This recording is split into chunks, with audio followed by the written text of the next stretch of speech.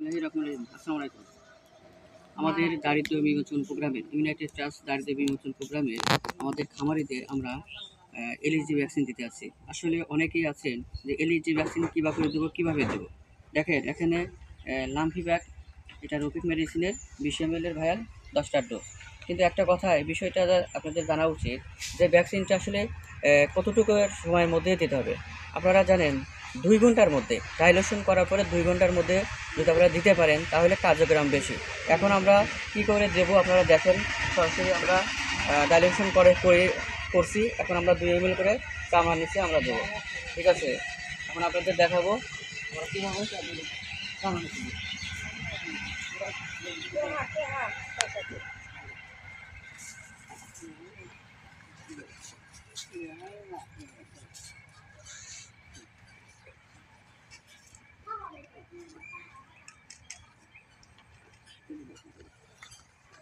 দেখেন ঘাড়ের চামড়া নিচে, বিশেষ করে ঘাড়ের চামড়া, যে জায়গায় চামড়া বেশি ঢিলে ঢালা এই জায়গা দিবেন। ঠিক আছে, এই যে মারি দেবেন। ঠিক আছে, এইভাবে